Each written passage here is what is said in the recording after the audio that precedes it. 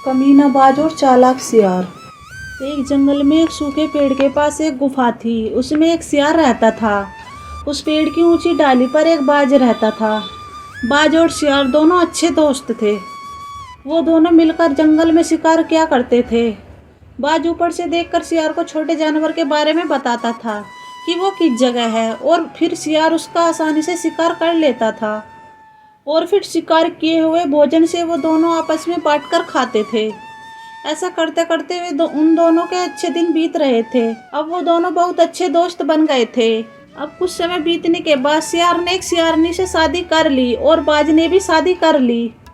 अब दोनों मिलकर शिकार करने जाते और अपने अपने घर शिकार किया हुआ भोजन लाकर मिल बांट कर खाते।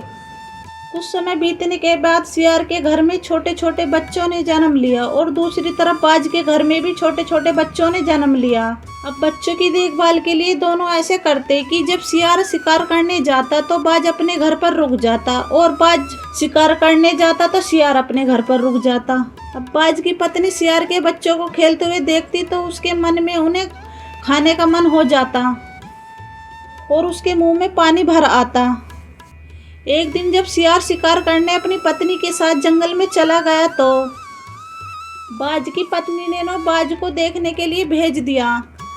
बाज के जाने के बाद बाज की पत्नी ने सियार के एक बच्चे को चुपके से उठा लिया। उसे ये सब करते हुए सियार के दूसरे बच्चे ने देख लिया, लेकिन वो अभी बोल नहीं पाता था। बाज की पत्नी ने सियार के उस बच्चों को अपने घोंसले में लाकर मार दिया और उसे मजे से खाने लगी। तभी बाज वहां वापस आ गया। अपनी पत्नी को अपने दोस्त के सियार के बच्चे को खाता देख उसे बहुत गुस्सा आया, लेकिन वो अपनी पत्नी के प्यार में अंधा होकर उसका साथ देने लगता है। उसने एक ही पल में अपनी दोस्ती को विश्वासघात तार तार कर दिया। और जब सियार उसकी पत्नी का शिकार करके अपने घर वापस आए तो वहाँ अपने एक बच्चे को ना पाकर बहुत परेशान होने लगे। उन्होंने बाज और उसकी पत्नी से पूछा कि क्या तुमने उनके दूसरे बच्चे को कहीं देखा है, लेकिन बाज ने बड़ी चालाकी से सियार से कहा कि उनका बच्चे को भूख लगने लगी थी, तो वो और उसकी पत्नी थोड़ी दूर पर शिकार करने के लिए चले गए थे। जब वो वापस आए तो उन्होंने सियार के एक छोटे बच्चे को बाहर खेलते हुए देखा, तो उन्हें लगा कि शायद दूसरा बच्चा अंदर आराम से सो रहा होगा। ये सुनकर सियार को बाज की बातों पर यकीन हो जाता है। अब वो सारे जंगल में अपने बच्चों को ढूंढने जाता है, लेकिन उन्हें वो कहीं नहीं मिलता है। अब उन्हें यकीन हो गया था कि उनके दूसरे बच्चे को किसी जंगली जानवर ने ही खा लिया है। रात के समय सियार का दूसरा बच्चा बाज के घोंसले की तरफ रोते हुए गुस्से से देखता रहता है। उसे ऐसा करते हुए सियार देख लेता है, लेकिन उसे लगता है कि वो शायद आसमान की ओर देखकर अपने भाई को याद करते हुए रो रहा है, और वो अपने बेटे को अंदर ले जाता है। लेकिन जाते हुए भी वो बाज के घोंसले की ओर ही देखता रहता है। बाज उसे ऐसा करते हुए देख लेता है। अब बाज अपनी पोल खुलने का डर होने लगता है।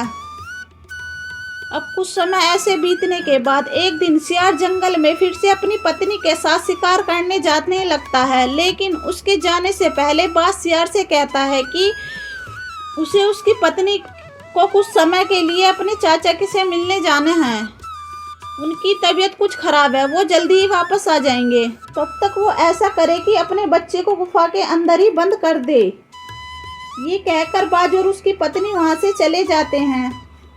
सियार बाज की बात मान लेता है और अपने बच्चे को गुफा में बंद करके शिकार करने चले जाते हैं। सियार वहां से जाते ही बाज और उसकी पत्नी जो कि दूर पेड़ पर बैठकर सियार को जाते हुए देखते रहते हैं, उसके जाते ही वहां वापस आ जाते हैं और गुफा का दरवाजा खोलकर सियार के दूसरे बच्चे को उठाकर अपने घोंसले में ले जाते हैं और उसे मारकर खा जाते हैं और अपने बच्चों को भी खिला देते हैं और वहां से फिर चले जाते हैं। अब सियार और उसकी पत्नी शिकार करके वापस आते हैं और अपने बच्चे को वहां ना देखकर दुखी होते हैं और रोने लगते हैं।